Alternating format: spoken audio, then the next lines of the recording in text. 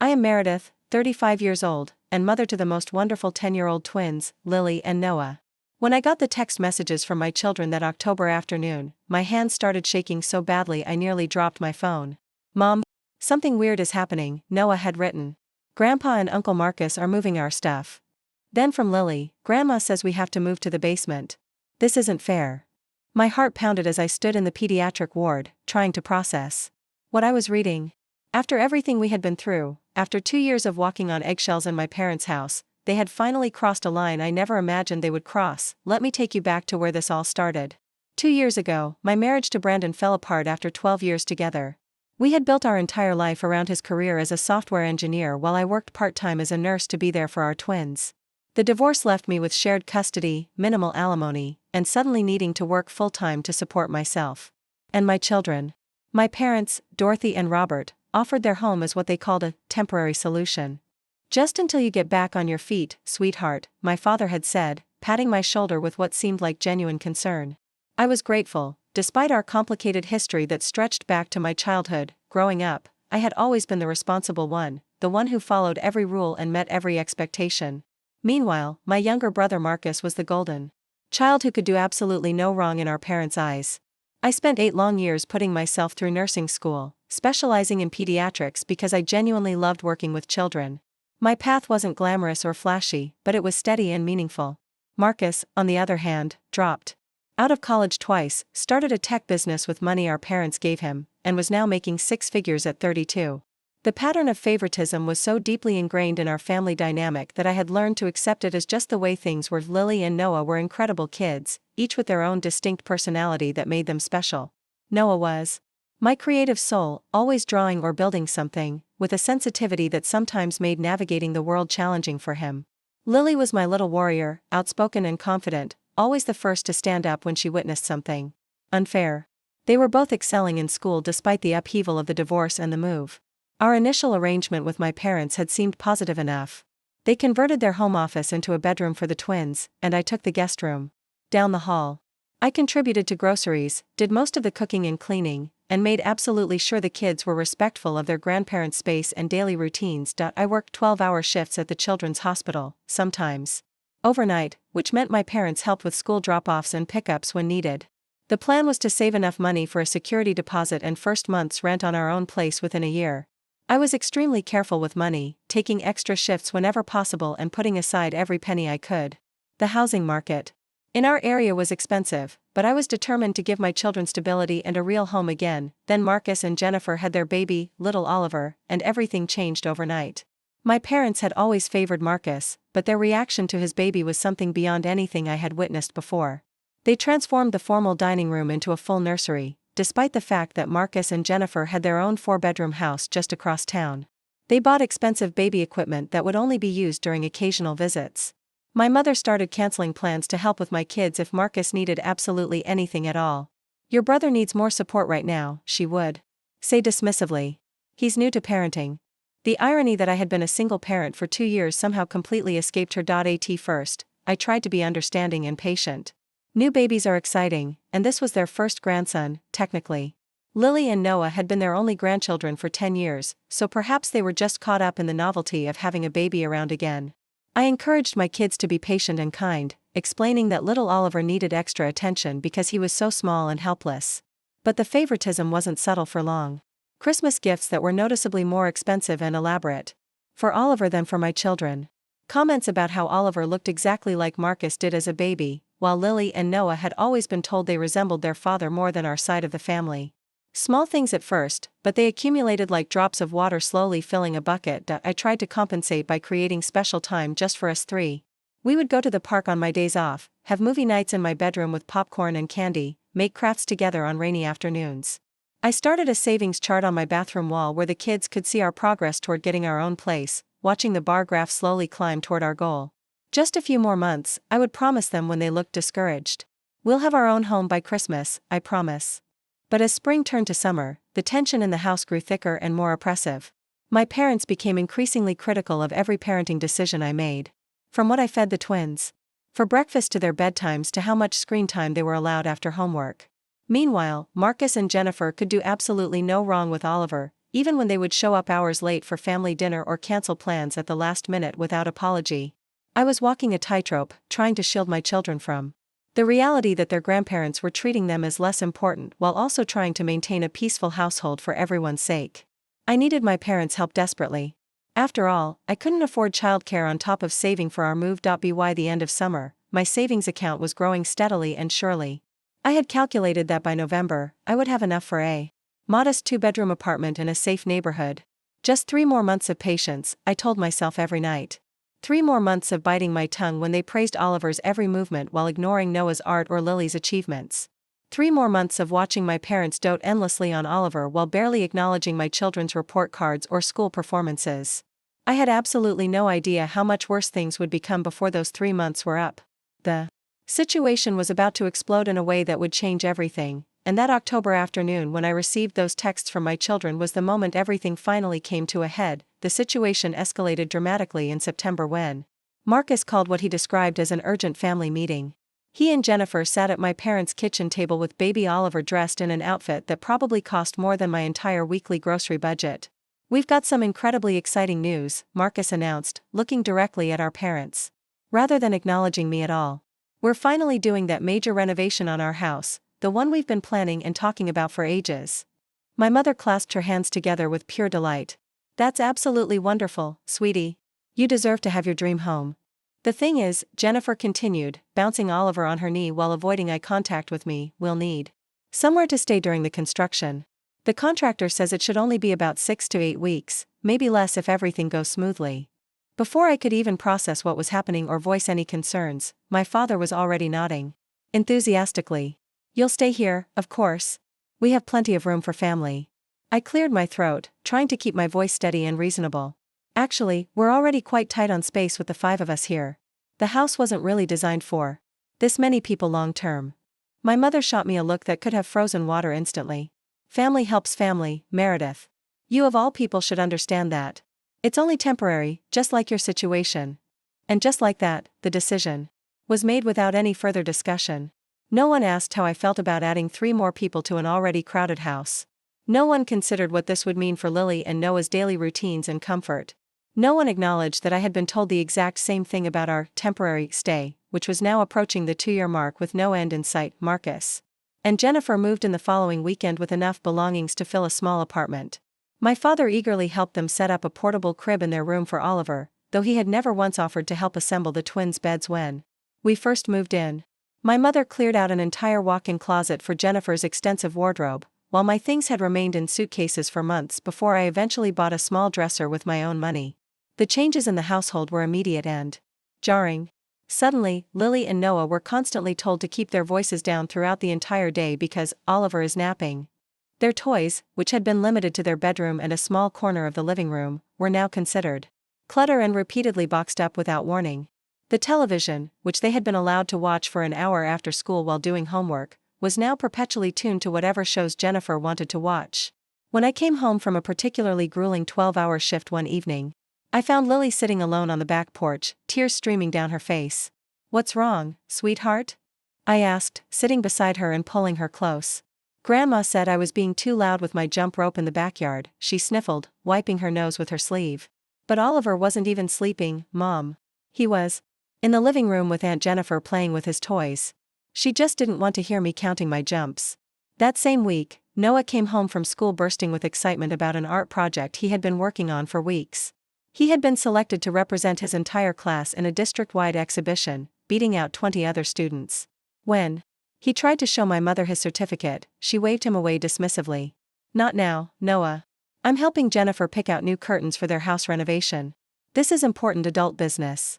I watched my son's face crumble, his excitement draining away like water down a drain, and something inside me hardened into steel. That night, after both kids were asleep, I tried to have a rational conversation with my parents. "I understand that Marcus and his family need help right now," I began carefully, choosing each word precisely. "But I'm deeply concerned about how Lily and Noah are being treated. They feel like they're not important anymore, like they don't matter in this house." My father frowned, his forehead creasing with annoyance. "They're being oversensitive, Meredith. Children need to learn that babies require more attention. It's a life lesson." Oliver isn't even here most of the day, I pointed out, trying to keep frustration out of my voice. Marcus takes him to daycare before work, and Jennifer picks him up on her way home from her office. Lily and Noah aren't asking for attention. During those hours, they're asking to exist in their own home without being constantly shushed and criticized. My mother sighed dramatically, as if I was causing her great suffering. You always were jealous of your brother, Meredith. I thought you would have matured and outgrown that by now. I was stunned into complete silence. Was that really how they saw me? As a jealous, petty sibling rather than a concerned mother trying to protect her children? The situation continued to worsen with each passing day. Jennifer began rearranging items in the kitchen without asking anyone, complaining about the healthy snacks I bought for the twins and leaving her dirty laundry in the machine for days at a time. Marcus acted as if he owned the entire house, inviting friends over for sports watch parties without checking if anyone else had plans to use the living room. One evening, I overheard Marcus and my father discussing financial matters in hushed tones. We might need to extend the renovation timeline significantly, Marcus was saying. The contractor found some serious issues with the foundation that need addressing. Stay as long as you need, son, my father replied warmly. This is your home too. You're always welcome here indefinitely. I thought about how I had never once been told that, despite contributing to household expenses and doing most of the cooking and cleaning. Instead, I was regularly reminded that their help was temporary and conditional, that I should be grateful for whatever they gave me. The double standard was so blatant it would have been laughable if it wasn't actively hurting my children every single day. The breaking point was coming, and when it arrived, it would change everything forever. The breaking point came during a Sunday dinner in early October that started like any other family gathering. My mother had prepared all of Marcus's favorite foods, none of which my children particularly enjoyed eating. The table was laden with spicy chili, extremely hot buffalo wings, and Brussels sprouts cooked in a way that made them particularly bitter. When Noah politely asked if there was anything else he could eat, maybe just a simple sandwich, my mother's face turned red with anger. When I was growing up, we ate what was put in front of us without complaint, she said sternly, her voice carrying that familiar tone of disappointment. You children today are so spoiled and ungrateful for everything. Later in the meal, Oliver threw his entire plate on the floor, sending mashed sweet potatoes everywhere, splattering on the walls and carpet. Everyone laughed indulgently, as if it was the most charming thing they'd ever witnessed. He's just exploring his world and learning about gravity, Jennifer explained with a proud smile, making absolutely no move to clean up the mess. It's actually a sign of advanced intelligence at his age. The double standard was so blatant that even my usually diplomatic son couldn't stay quiet. How come Oliver can throw food and make a mess, but I can't even ask for a sandwich?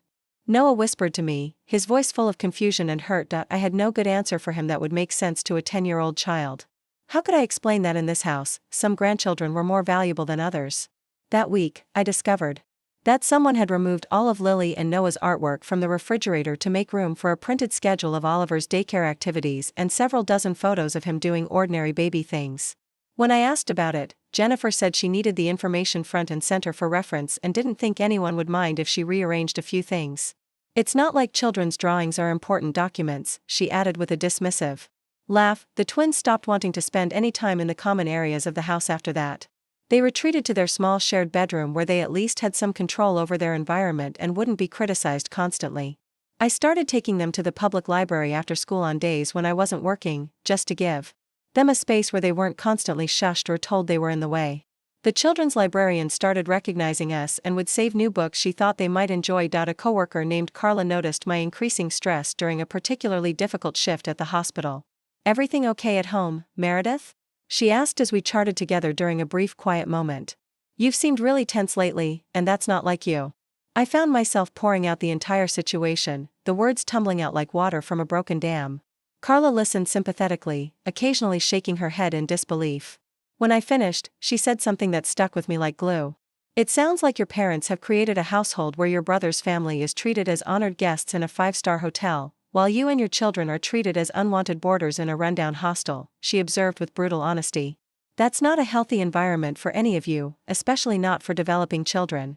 She was absolutely right, and hearing it said aloud by someone outside the situation made me realize how completely normalized the dysfunctional dynamic had become in my mind. That evening, instead of going straight home after my shift ended, I drove around the neighborhood slowly and called my realtor friend, Hannah, whom I'd known since high school. I need to get my kids out of this situation, I told her, my voice steady with determination. Sooner rather than later. Actually, As soon as humanly possible. Hannah understood immediately and promised to start looking for rentals within my budget that would be available soon. I'll find you something, Meredith, she assured me. No child should have to live feeling unwanted in their own home. Over the next few weeks, we looked at several properties during my lunch breaks, being careful not to let my parents know what I was doing. I had learned to be secretive about my plans, knowing they would try to sabotage them or guilt me into staying.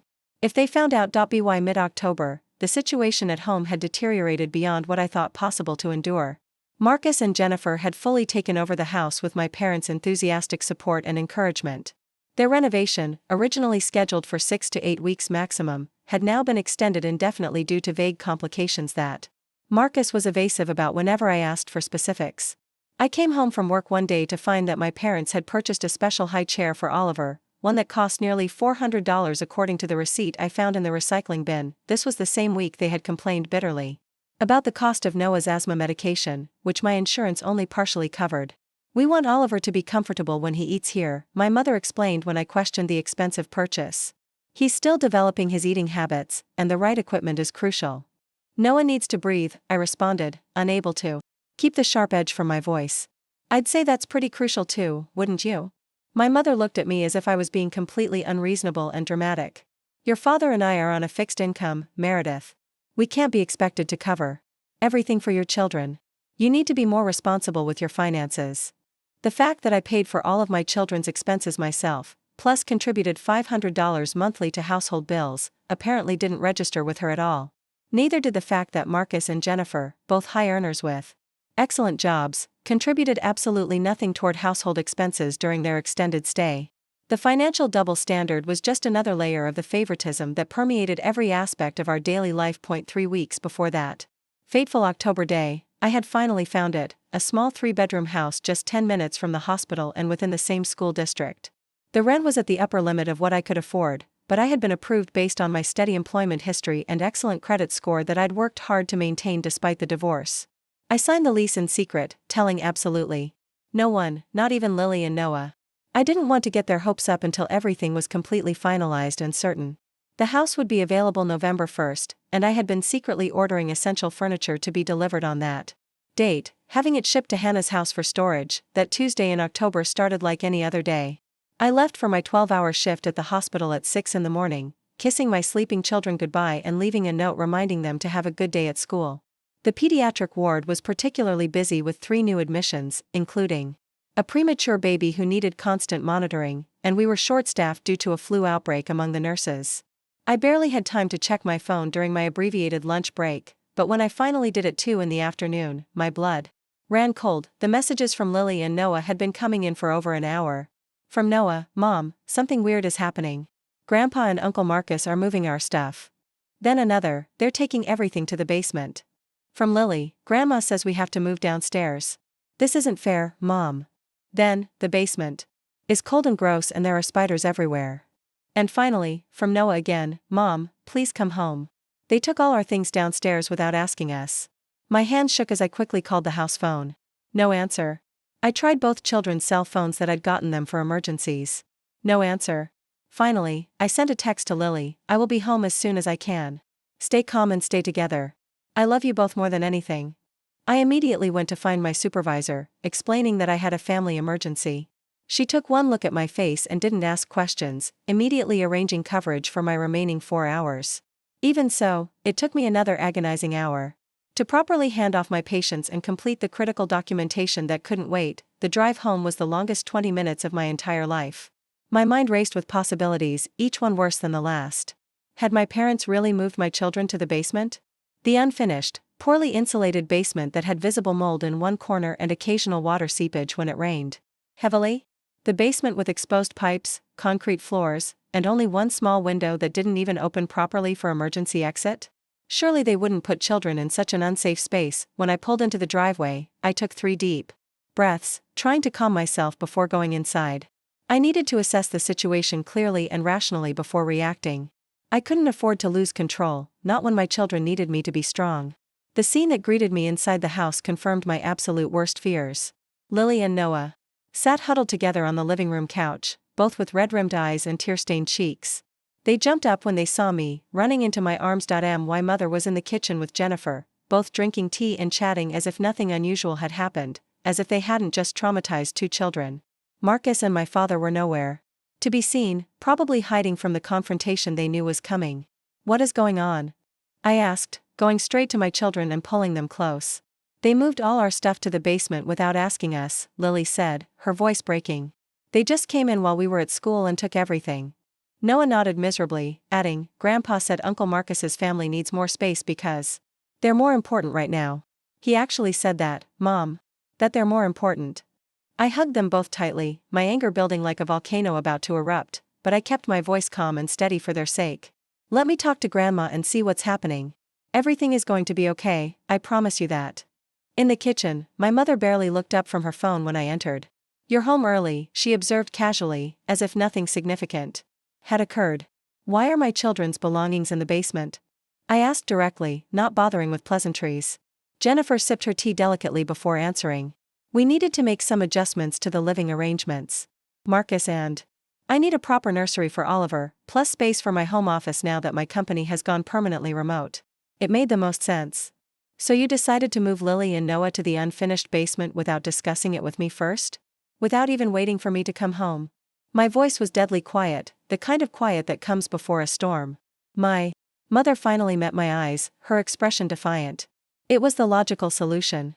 The children are older and can adapt more easily than a baby. Besides, Oliver deserves the best rooms. He's here all day while your children are at school most of the time. The casual cruelty of her statement took my breath away completely. My children deserve a safe, comfortable space just as much as Oliver does. They're human beings, not furniture you can just relocate when it's convenient. "Don't be so dramatic, Meredith," my mother dismissed with a wave of her hand. "The basement is perfectly fine. We put their beds down there and even added a small lamp. The basement has visible mold in one corner, gets freezing cold at night. Even with space heaters, and the ceiling is completely unfinished with exposed insulation," I pointed out, my voice rising slightly. "Not to mention there's only one small window that doesn't even open properly, which makes it a fire hazard. It's not a legal bedroom by any building code standard." "They'll manage," my mother said with finality. "Family means making sacrifices. Meredith. Your children need to learn that lesson." At that moment, my father and Marcus came in through the back door, probably hoping the worst of the confrontation was over. "Oh, good, you're home," my father said when he saw me, trying to act casual. "We've made some necessary changes that we need to discuss with you." "Yes, I can see that," I replied, fighting to keep my tone level and controlled. "You moved my children's belongings to an unsafe basement without my permission while I was at work saving other people's children." Marcus shrugged dismissively. "We need the space upstairs. Oliver is getting more mobile and needs room to develop properly. Plus, Jennifer needs a quiet space for her important work calls. The basement is fine for older kids. And my children need a safe, appropriate bedroom," I countered firmly. "Not a damp, moldy storage space." "The basement is fine," my father said dismissively, his tone suggesting the conversation was over. I put in some extra lights and laid down some old carpet scraps I found in the garage. They should be grateful they have a place to stay at all. Free room and board isn't something to complain about. I stared at him in complete disbelief, truly seeing him for perhaps the first time in my life. This man who had raised me, who I had spent 35 years trying desperately to please and make proud, had just revealed exactly how little he valued me and my precious children. "Noah has asthma," I reminded them, my voice shaking with barely controlled rage. "The basement is damp and has visible mold growing in the corner. It could trigger a serious attack that could land him in the hospital. Do you understand what you're risking with his health?" "You're overreacting as usual," Marcus said with an exaggerated eye roll. "Kids are tough and resilient. They adapt to anything. Besides, Jennifer and I grew up in much worse conditions, didn't we, honey?" Jennifer nodded in agreement, though I happened to know for a fact she had grown up in a 5-bedroom house in the most affluent suburb of our city, with a pool and a 3-car garage. I looked around at the 4 adults who had made this monumental decision about my children's living situation without consulting me. Not one of them showed even a hint of remorse or understanding. To them, this was perfectly reasonable and justified. The golden child's family deserved the best of everything, while my children deserved whatever scraps were left over. In their minds, this was the natural order of things. I walked back to the living room where Lily and Noah waited anxiously, their eyes following my every movement. They looked up at me with such trust, such complete faith that I would fix this situation and make everything okay again. In that moment, something crystallized within me, a calm certainty about what needed to happen next. All the planning, all the secret preparation had led to this moment. I smiled at them, a genuine smile despite the circumstances, and said 3 words that would change absolutely everything: pack your bags. They looked confused and slightly frightened, but I just nodded encouragingly. Trust me completely, I said, my voice steady and sure. Pack everything that's important to you. We'll come back for the rest later, but right now, pack what you can't live without. My father had followed me into the living room and overheard our conversation. Oh, for heaven's sake, Meredith, stop being so dramatic and ridiculous. No one is asking you to leave. You're acting like a child having a tantrum. I turned to him, still smiling with a calmness that seemed to unnerve him. No, Dad, you just made it abundantly clear where my children and I stand in this family hierarchy, and we deserve so much better than this. What are you talking about? My father sputtered, his face turning red. You can't just leave. Where would you even go? Lily and Noah looked between us with wide, uncertain eyes. Go on, kids, I said gently but firmly. Go pack your backpacks. With your most important things. Get your school supplies, your favorite clothes, anything special to you. We'll come back for the rest tomorrow. As they hurried upstairs, clearly sensing this was not the time to ask questions, my mother entered the living room with Marcus and Jennifer trailing behind her. What nonsense is this now? She demanded. You cannot just leave because things didn't go exactly your way. That's not how family works. Marcus and Jennifer followed, with Oliver perched on Marcus's hip. The entire gang was here for the showdown, it seemed. Perfect. I wanted them all to hear this. This is not about things not going my way, I explained with perfect calmness. This is about basic respect and consideration for children, which has been sorely lacking in this household for months. You've made your priorities crystal clear, and my children don't even make the list. We have given you a roof over your head for nearly 2 years, my father exclaimed, his voice rising to nearly a shout. We've fed you, helped with childcare, supported you through your divorce. How dare you talk about lack of consideration? The ingratitude is astounding. Yes, you have provided shelter, I acknowledged evenly. And I have been grateful for that. I've also contributed $500 monthly to household expenses, done 90% of the cooking and cleaning, and made absolutely sure my children respected your rules and space without complaint. But today you crossed a line that cannot be uncrossed. You put my children's health and safety at risk for your convenience. It's just a bedroom rearrangement, Jennifer said with exasperation. You're being ridiculously oversensitive about nothing. I turned to her with steel in my eyes. Is that what you would call it if someone moved Oliver to an unsafe, moldy space without consulting you first? Would you be okay with your baby sleeping in a damp basement with exposed pipes and inadequate ventilation? She had no answer for that, her mouth opening and closing like a fish. The basement is perfectly adequate, my mother insisted stubbornly. We raised you and Marcus without all these special accommodations kids seem to need nowadays. You both turned out fine. The basement has black mold, Mother, I repeated slowly, as if speaking to a child. Noah has asthma that requires daily medication. It's also freezing cold, damp, and has inadequate emergency exits. It's not a legal bedroom by any housing code standard in the state. You could literally be cited by Child Protective Services for putting children down there. My father waved his hand dismissively. Those codes are just government overreach and bureaucracy. Nobody actually follows those ridiculous rules. I almost laughed at the bitter absurdity of it all. Safety regulations designed to protect children were now government overreach when they inconvenienced him. But I suspected he would feel very differently if he was the one being relegated to substandard accommodations. Where exactly do you think you're going to go? Marcus asked with his trademark smirk. It's not like you've been saving much, what with your spending habits and that expensive divorce. You can barely afford gas for that old car of yours.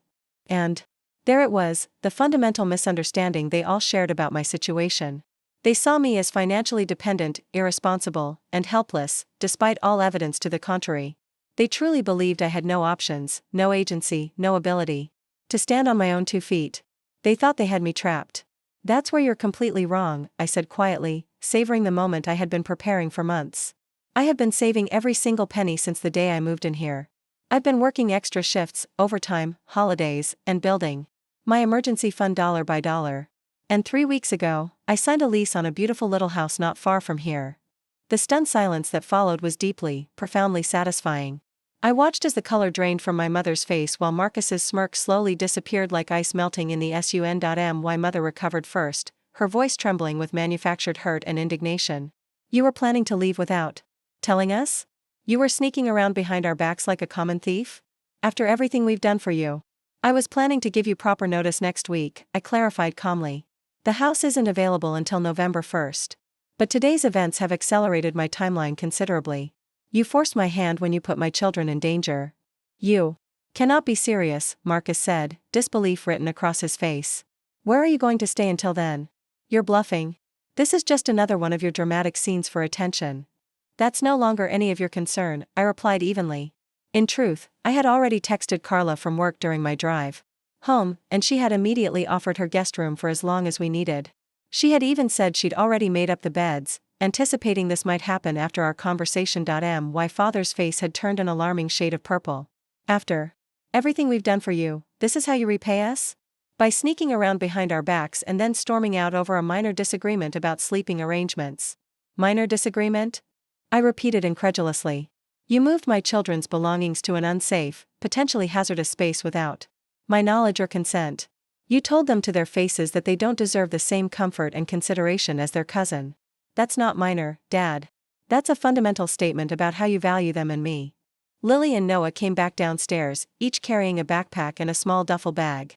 Lily was clutching her clarinet case protectively, and Noah had his favorite art supplies and the stuffed dragon he'd slept with since he was 3 years old. We're ready, Mom, Lily said, her voice stronger and more confident than I'd heard it in weeks. She understood what was happening, and she was ready to leave. This is absolutely ridiculous, my mother declared, moving to block the doorway. You cannot seriously be leaving right now. Think about what you're doing to the children, uprooting them like this. I'm thinking about nothing but my children, I responded firmly. I'm removing them from an environment where they're treated as unwanted inconveniences and taking them somewhere they'll be valued and respected. We are their grandparents, my father bellowed. We have rights. You can't just take them away. From us? Actually, I can, I said calmly. You have no legal rights to my children, and after putting them in a potentially dangerous living situation, you're lucky I'm not calling Child Protective Services to document this incident. The threat hung in the air like a sword. My father's face went from purple to white in seconds. If you walk out that door, don't expect to be welcomed back with open arms, my father threatened, trying one last power play. You're making a choice. That will destroy this family forever. I looked at him sadly, feeling something that might have been pity. I stopped expecting open arms a long time ago, Dad. The family was destroyed the moment you decided my children were worth less than Marcus's child. Marcus stepped forward, suddenly realizing this was actually happening and he might lose his free childcare and household help. Come on, sis, let's talk about this rationally. There's no need to make a scene in front of the kids. We can work something out that makes everyone happy. My children have already been shown exactly where they stand in this family's hierarchy, I responded. There's nothing more to discuss tonight. We're leaving. I helped Lily and Noah put their bags in my car while my entire family watched from the porch, their expressions ranging from anger to complete disbelief. They had been so certain of their power over me, so completely confident in my dependence and weakness, that they couldn't process the reality of my departure. This wasn't in their script. I wasn't supposed to have options. As I started the car, my mother rushed over to my window, tears now streaming down her face. Meredith, please, you're overreacting. Come back inside and we'll figure something out. We'll make changes, I promise. We'll talk tomorrow, I said. Firmly, not trusting her sudden change of heart. When I come to get the rest of our things, please make sure everything is accessible. But where will you go tonight? She asked, genuine concern finally breaking through her indignation. What about the children's school tomorrow? Somewhere where my children are valued and wanted, I answered simply. And don't worry about school.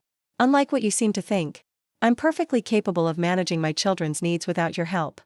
I drove away slowly, resisting the urge to speed off dramatically. In the rearview mirror, I could see Lily and Noah looking back at the house that had been our home for nearly 2 years. Not with sadness, I realized with surprise, but with visible relief. Are we really moving to our own house? Noah asked cautiously, as if afraid to hope. We really are, I told him, my voice warm with promise. We have a beautiful house waiting for us, but we can't move in until next week. Tonight, we're going to stay with my friend Carla from work. She has a nice guest room and she's excited to meet you both. Is it because of what Grandpa and Grandma did today? Lily asked, always direct and perceptive. I chose my words carefully, not wanting to poison them against their grandparents despite everything. It's because we deserve to live somewhere where everyone is treated with respect and kindness. I've been planning for us to move out for a while now, saving money and looking for the perfect place. But yes, what happened today made me realize we needed to leave sooner than planned. I didn't like how they talked about us, Noah said quietly. Like we weren't important, like we were just in the way. My heart broke a little at his words, but I kept my voice steady. You are both incredibly important and valuable. You're smart, talented, kind, and anyone who can't see that doesn't deserve to have you in their lives. Remember that always. Will we ever see them again?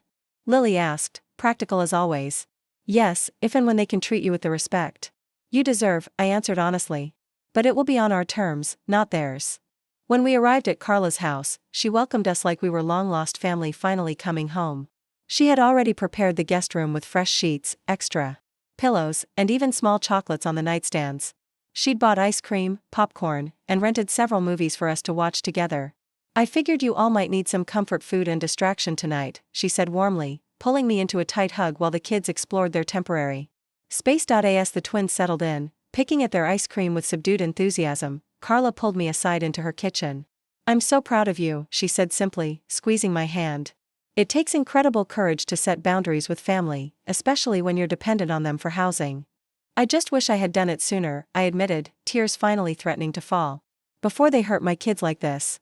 I should have seen it coming. You're doing it now, she pointed out firmly. And that's what matters. Your children will remember that when things got bad, their mother stood up for them. That's a powerful lesson that will stay with them forever.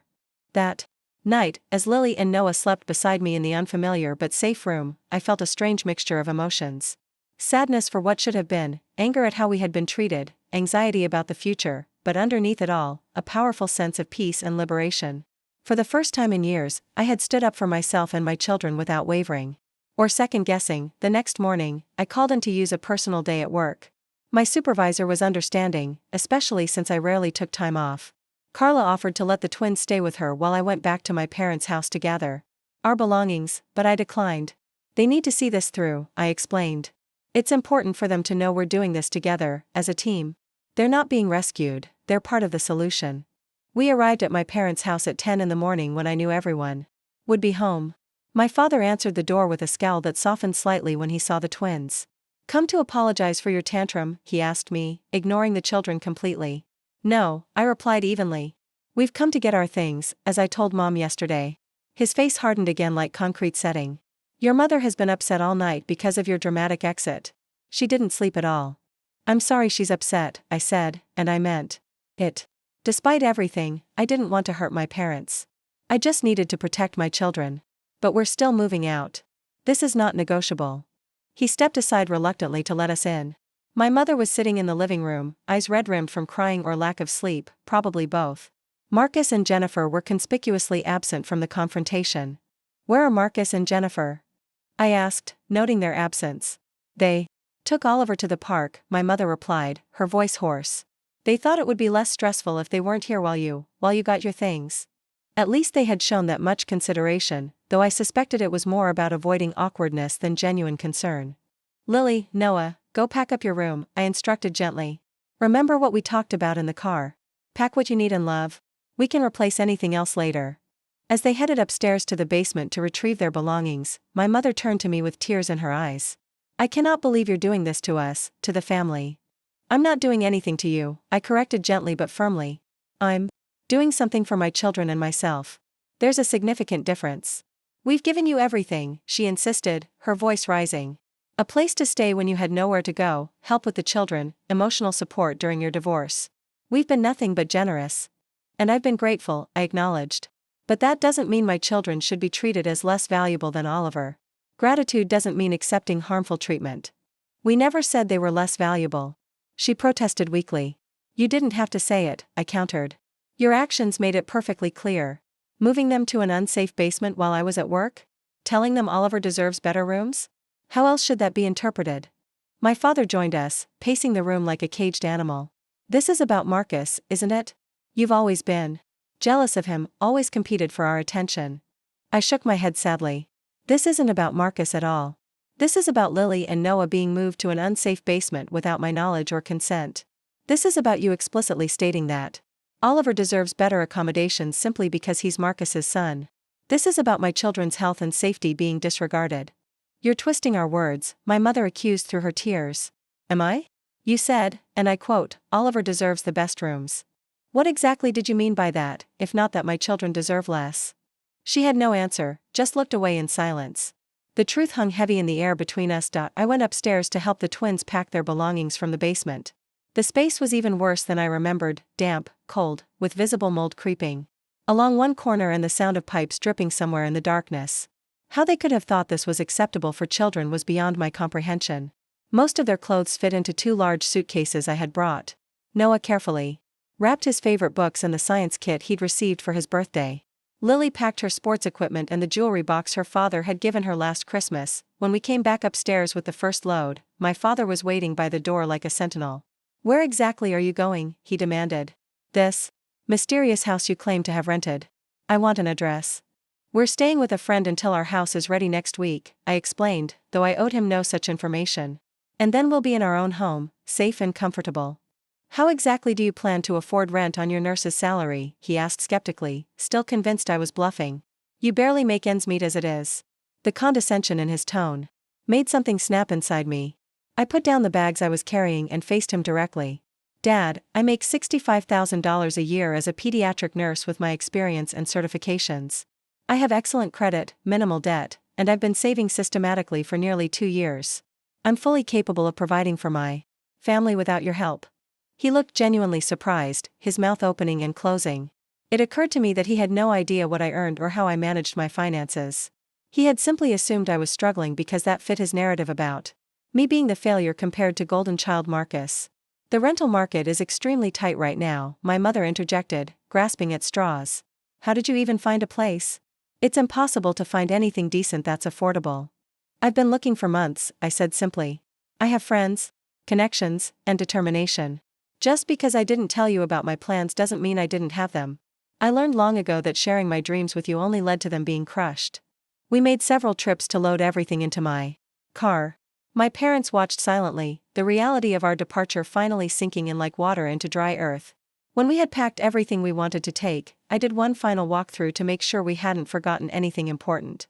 In the kitchen, I found my mother making coffee, her movements mechanical and lifeless. We're heading out now, I told her softly. She turned to me, eyes welling with fresh tears. I don't understand why you're doing this, Meredith. We're family. Family is supposed to stick together through everything. Yes, we are family, I agreed. And that's exactly why this hurts so much. Family should make each other feel valued and respected. Lily and Noah haven't felt that here for a very long time, maybe ever. That's not true, she protested weakly, but even she didn't seem to believe her own words. Mom, yesterday you told them they didn't deserve the same quality of accommodations as their cousin. You moved them to a moldy basement. How do you think that made them feel? She looked away, unable to meet my eyes. We didn't mean it like that.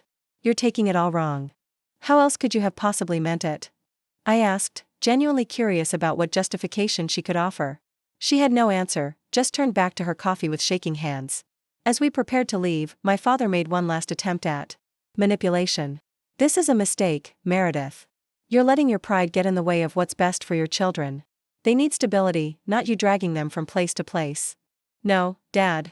For the first time in a long time, possibly ever, I'm putting what's best for my children ahead of everything else, including your approval. The words felt liberating to say out loud. Lily and Noah said stilted goodbyes to their grandparents. I could see they were conflicted, having been taught to respect and love these people who had hurt them so casually and repeatedly. As we drove away, Lily asked quietly, will we ever see Grandma and Grandpa again? Yes, I assured her. But things will be different. We'll visit on our terms, when we're ready, and only if they treat us with respect. The next few days at Carla's house were surprisingly peaceful. The twins seemed lighter, laughing and playing in ways I hadn't seen in months. They helped Carla cook dinner, played board games, and actually seemed happy for the first time in forever. I took a day off to finalize details for our new home, meeting with the landlord to get the keys early so we could move our belongings before the official lease start date. He was a kind older gentleman named Frank who understood our situation. I've been where you are, he said quietly, handing over the keys. Sometimes you have to choose between family harmony and your children's well-being. You made the right choice. The house was small but absolutely perfect for us. 3 bedrooms, a tiny backyard with room for a small garden, and a kitchen with beautiful natural light streaming through large windows.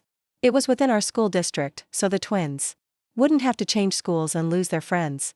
My commute to the hospital would actually be shorter than from my parents' house, saving me both time and gas money. On Friday, we moved in our belongings. Carla and several other coworkers came to help, turning what could have been a stressful day into something that felt like a celebration of independence. They brought housewarming gifts, dishes, towels, even a coffee maker. By evening, the beds were set up, the kitchen was functional, and the living room had enough furniture for us to sit comfortably together. That night, after we had ordered pizza and the twins had gone to bed in their own rooms for the first time in nearly 2 years, I sat alone in my new living room and finally let myself cry. Not from sadness, though there was some of that, but from relief and a bittersweet sense of accomplishment. We had done it. We were free. My phone had been buzzing with messages from my parents all day, ranging from angry accusations to tearful pleas to come home. I had responded only once to let them know we were safe and settled and that I would contact them when I was ready to talk further. Marcus had even tried calling, but I let it go to voicemail. His message was predictably self-centered, complaining about how our departure was inconveniencing him and Jennifer. The following Monday, my parents showed up unannounced at our new house. I had just returned from dropping the twins at school and was preparing to leave for my shift. "How did you find our address?" I asked as I reluctantly invited them in, not wanting to make a scene in front of the neighbors. "Your Aunt Patricia told us," my father admitted. "She thought we should try to reconcile." I made them coffee, watching as they surveyed our modest but comfortable new home. "It's smaller than I expected," my mother commented, her tone disapproving. "It's perfect for the three of us," I replied firmly. "We don't need a lot of space. We need a peaceful, respectful environment." "Meredith, we want you to come home," my father said, getting straight to the point. "This has gone on long enough. The children need their grandparents." "This is our home now," I said firmly. "And the children need grandparents who treat them with respect and love equally, not as afterthoughts." "We've always loved them," my mother protested, seemingly genuinely hurt. "Love isn't just a feeling, Mom. It's how you treat people. It's the choices you make, the priorities you set. When you chose to put my children in a dangerous basement to make room for Oliver, you showed exactly how much you love them." They stayed for nearly an hour, cycling through guilt trips, appeals to family unity, and finally, grudging acknowledgement that perhaps they had been, in their words, insensitive. "We didn't realize how it looked from your perspective," my father conceded reluctantly. "We just thought we were helping Marcus and Jennifer through a difficult time." "And I understand that," I said. "But you helped them at the direct expense of my children's well-being and safety. That's something I cannot and will not overlook." When they left, we had reached a tentative understanding. They would respect our new living situation, and we would consider visiting for Sunday dinner in 2 weeks. It was a small step, but it was something. Over the next several weeks, news of our departure spread through the extended family like wildfire. Most relatives were surprisingly supportive, having witnessed the blatant favoritism firsthand at various family gatherings over the years. Aunt Patricia, in particular, became a regular visitor to our new home, bringing homemade cookies and genuine interest in the twins' lives. "I've been watching this situation for years," she told me during one visit, while Lily and Noah were doing homework in their rooms. "I tried talking to your mother about it several times, but she wouldn't hear it. Dorothy has always had blind spots when it comes to Marcus, but this whole basement incident was beyond anything I could have imagined." At work, I received an unexpected opportunity that changed everything. The head of pediatrics called me into her office on a Tuesday afternoon. "Meredith, I've been watching your work for the past 2 years," she said, gesturing for me to sit. "You're one of our best nurses, and your dedication during the recent staff shortage hasn't gone unnoticed. We have a charge nurse position opening up, and I'd like you to consider applying." The position came with a significant salary increase, bringing me to $78,000 annually, plus better benefits and more regular hours. No more constant overnight shifts, which meant more time with Lily and Noah. I applied immediately and got the position within a week. It felt like the universe was finally rewarding me for taking that leap of faith. Meanwhile, I heard through the family grapevine that Marcus and Jennifer were having serious difficulties. Without me there to help with household chores and provide emergency childcare, they were struggling to manage their responsibilities. My mother, now in her 60s, was exhausted from trying to keep up with an active baby while also maintaining the house without my assistance. The renovation on their house had stalled due to what Marcus called budget issues, though Aunt Patricia suspected they had simply overextended themselves financially. When we did attend that Sunday dinner 2 weeks later, the atmosphere was strained but civil. Marcus and Jennifer looked noticeably tired and stressed. Oliver was fussy throughout the meal, and neither of them seemed to have the energy to deal with him. My parents looked older, worn down in a way I hadn't noticed when we lived there. Most importantly, Lily and Noah were confident and relaxed in a way they had never been in that house before. "How's the new place?" Marcus asked, trying to make conversation while Oliver threw food from his high chair. "It's wonderful," I replied simply. "The kids are thriving." "Must be expensive," he probed, still convinced I was struggling. "We're managing just fine," I said, not mentioning my promotion or raise. They didn't deserve to know about our success. During dinner, something remarkable happened. Noah started talking about his art exhibition at school, and for once, my mother actually listened. She asked questions, showed genuine interest, and even asked if she could attend. "I'd like that, Grandma," Noah said cautiously, "if you really want to come." "I do," she said, and seemed to mean it. "I've missed a lot, haven't I?" Lily talked about making the advanced band and her upcoming soccer tryouts. My father, who had always dismissed her musical interests as noise, actually complimented her dedication. "It takes discipline to master an instrument," he said. "I'm proud of you for sticking with it." Lily looked shocked but pleased, though I could see she was guarding her heart. After dinner, while the kids helped clear the table, my mother pulled me aside. "I've been seeing a therapist," she admitted quietly, which shocked me more than anything else could have. Patricia insisted, actually threatened to cut me off if I didn't go. "The therapist has been helping me understand some things about how I've treated you and the children." "And?" I prompted, curious but skeptical. "And I'm beginning to see that I repeated patterns from my own childhood," she said slowly, as if the words were difficult. "My mother always favored my brother, and I swore I'd never do that with my own children. But somehow, I did exactly the same thing, maybe worse." It wasn't a full apology, but it was more self-awareness than I'd ever heard from her. As we prepared to leave, something unexpected happened. Marcus followed us out to the car, looking uncomfortable. "Meredith, wait," he said, glancing back at the house nervously. "I need to tell you something." I waited, keys in hand, while the kids got in the car. "You were right to leave," he said. Quickly, the words tumbling out. "The way Mom and Dad treated your kids versus Oliver, it wasn't okay. Jennifer and I have been fighting about it, actually. She thinks we took advantage of the situation." I was stunned. Marcus had never, in 32 years, admitted I was right about anything. "Why are you telling me this?" I asked suspiciously. "Because my marriage is falling apart," he admitted, his voice breaking slightly. "Jennifer says I'm just like Mom and Dad, that I don't see how my entitlement affects others. She's threatening to leave if I don't get therapy and make real changes. Seeing you stand up to them, seeing you just leave and thrive, it made me realize maybe she's right."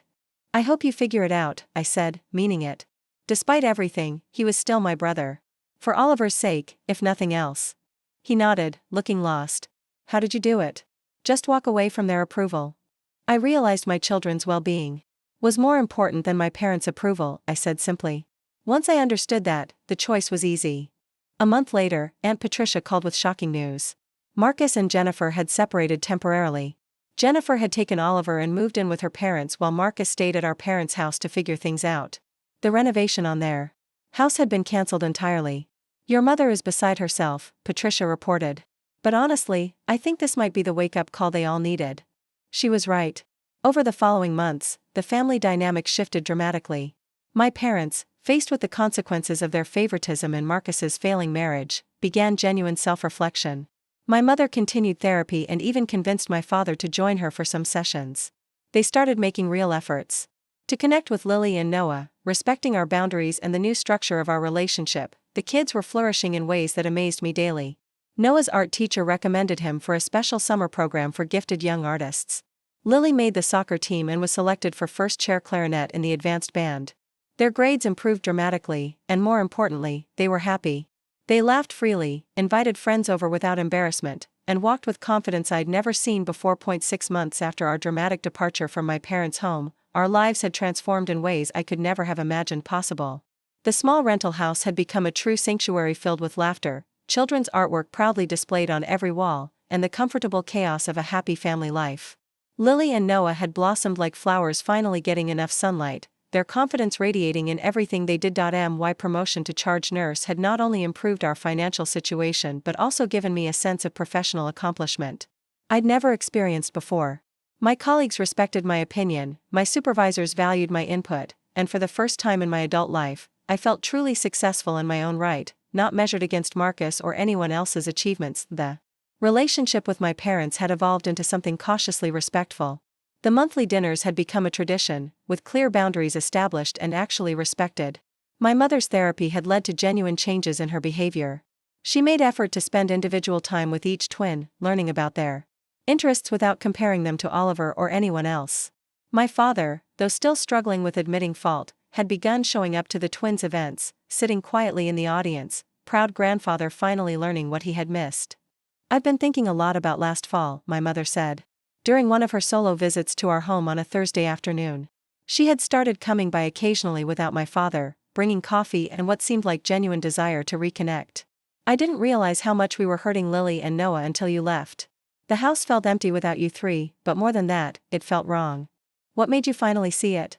I asked, genuinely curious about her transformation.